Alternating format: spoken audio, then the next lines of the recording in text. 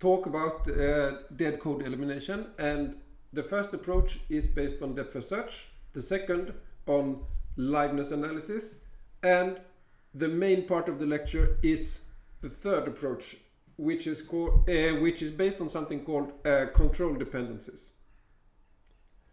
And the third approach was published 1991 in the same journal article as SSA form was published. And we will actually see why that's the case. So, in this code, when we do dominance analysis, we start with DFS, of course, and then this basic block is not reachable.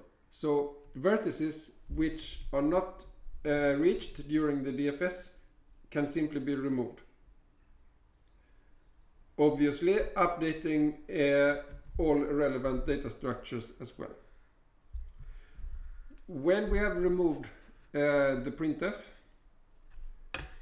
A is not going to be used, so it is not live. Instead, liveness analysis will conclude that this statement is not necessary and we can remove it.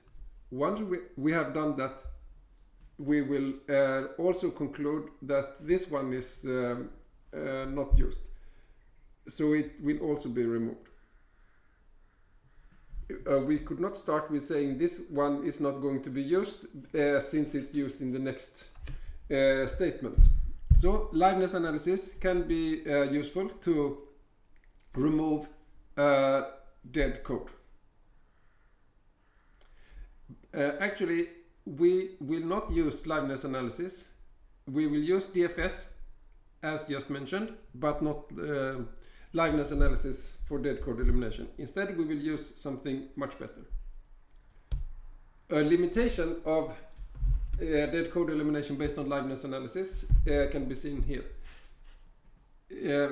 A is used in the next iteration, so it's not dead. Instead, it's live, and we cannot remove the loop.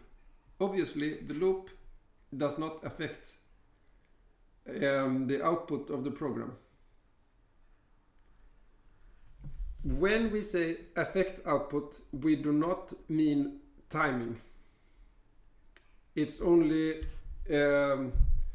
normal I/O that's affected, and not the execution time. And if we print the time, that does not matter as well. So anything about the execution time is ignored, and we just want programs to be as fast as possible.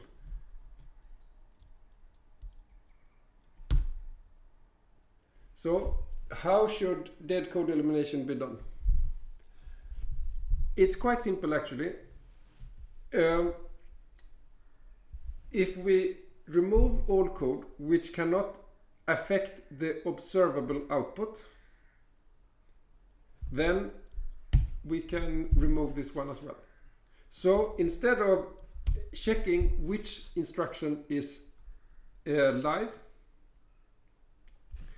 we can mark the instructions which affect output.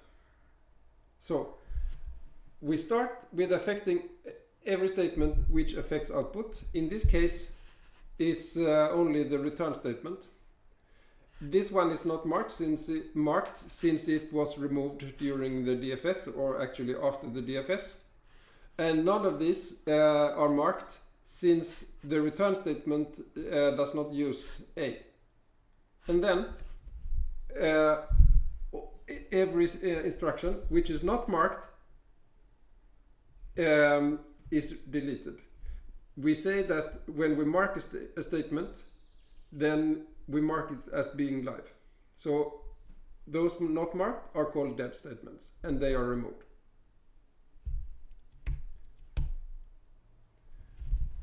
So how can we do this? Well, we need to mark certain statements as live, Examples include print statements, return statements, in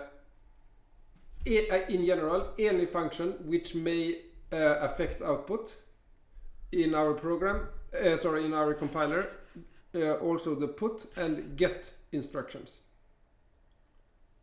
Why the get instruction? Well, it's necessary to keep it so that the input does not get out of sync. I mean, the appropriate input should go to the appropriate variable as the program expects it to. And then we cannot remove one get instruction which happens to write to a variable that is not used. We must keep all the I/O. What is more marked as live initially? Well, write to global memory. I mean to global variables in general any variable any write to memory is marked as live, and the return statements, and then there might be something else depending on the implementation of the compiler. So when we have marked certain instructions, we put them on when we mark them, we put them on a work list, and then we mark the input to these instructions recursively. And when we have processed this work list and marked everything that's live, then we can remove all the other statements, all the other instructions. You might wonder, why did it take more than 30 years to discover this very natural form of dead code elimination? The reason is that liveness analysis and DFS they were sufficiently good for most programs. In operator strength reduction, for instance, we copied strongly connected components of variables, so there can be more dead instructions when we use SSA form, and therefore it was urgent to create this dead code elimination algorithm when we have SSA form, but it was not so urgent before that.